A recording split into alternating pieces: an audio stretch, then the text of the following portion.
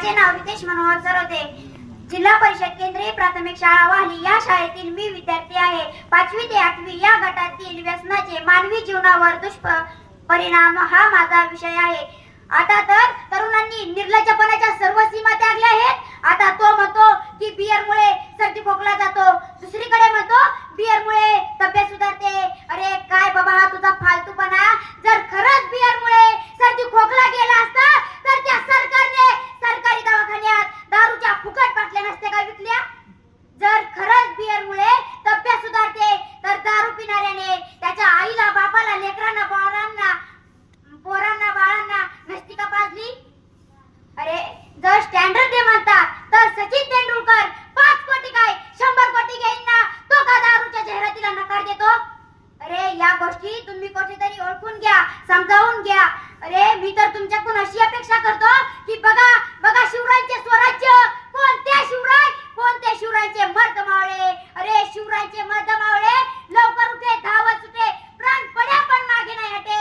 आणि आताचे आमचे मर्द मावळे उशिरा उठे, हड्ड्या सुटे, बाटली फुट्या पण मागे नाही हटे.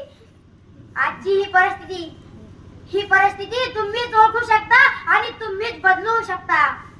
अरे या गोष्टी तुम्ही ओळखा, व्यसन करू नका.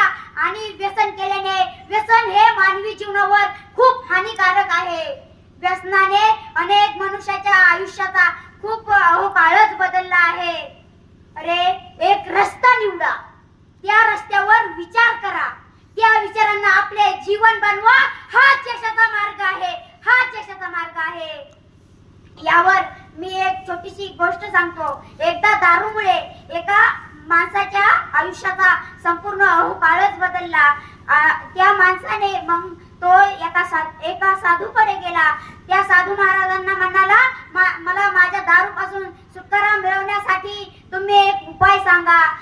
साधू महाराज म्हणाले, तिथून उठले आणि त्यांच्या झोपडीच्या बाहेर आले. झोपडीच्या बाहेर असलेल्या एका झाडाला घट्ट मिठी मारली आणि तिथे 1 तास होतो, 2 तास होतात. आणि तो जो माणूस आहे ना, तो माणूस तिथून कंटाळून उठतो, म्हणतो साधू महाराज मला माझ्या दारूपासून सुटका मिळवण्यासाठी एक उपाय सांगा. साधू महाराज म्हणतात, अरे मला झाडाने पकडलेला आहे, मला कसा उपाय सांगता येईल.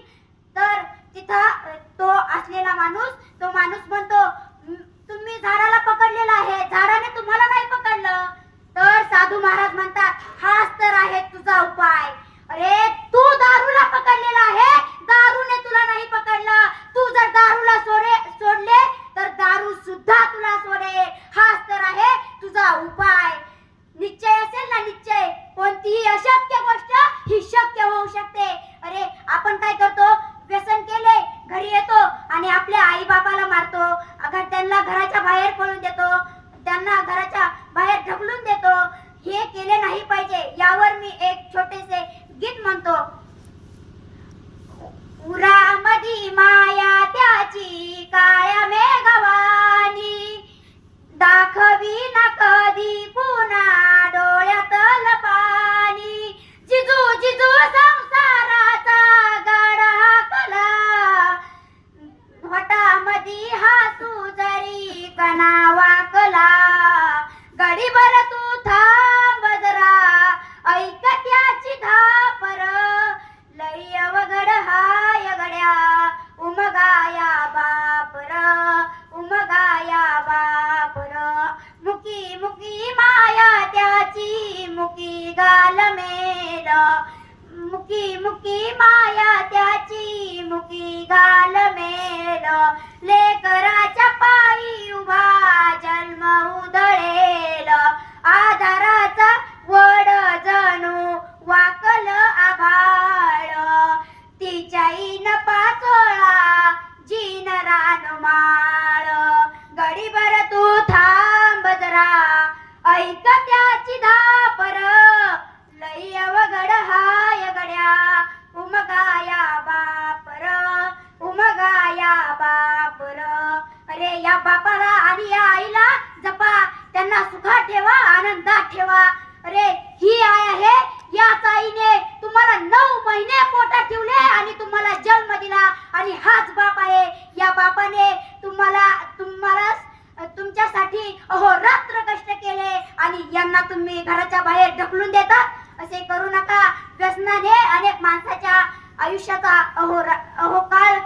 बनलेला आहे. व्यसनाने अनेक माणसं ही श्रीमंत असून ही आता गरीब झालेले आहेत. व्यसन हे करू नका, व्यसन सोडा, व्यसन टाळा. आयुष्य हे खूप कमी आहे, ते आनंदाने जगा. प्रेम मधुर आहे, त्याची चव चाखा. क्रोध घातक आहे, त्याला गाडून टाका. संकटे ही क्षणभर येतात, त्यांचा सामना करा. उठा, नवीन सुरुवात करा आणि येणाऱ्या प्रत्येक नवीन दिवसात येणाऱ्या तेजस्वी संधीचा उपयोग करा. आणि आता काय आहे, इथे बसलेले सर्व माणसं, हे सर्व माणसं वारकरी संप्रदायामधले आहेत. पण यांच्या जर खिशे पाहिले ना, खिशे, यांच्या सर्वांच्या खिशात ही एक तंबाखूची पुडी असेल, सगळ्यांच्या खिशात असेल. हे तुम्ही सोडून द्या, तंबाखू खाऊ नका. अरे आनंदाने जगा. आता मी जेवढं सांगितलेलं आहे ते जे व्यसनकार आहेत ना, त्यांच्या इकडल्या कानातून गेलं आणि इकडल्या कानातून आताशी बाहेर सुद्धा निघलेलं असेल. अरे व्यसन सोडा, व्यसन टाळा. आता एवढे बोलून मी माझे 2 शब्द संपवतो. जय हिंद, जय महाराष्ट्र. धन्यवाद.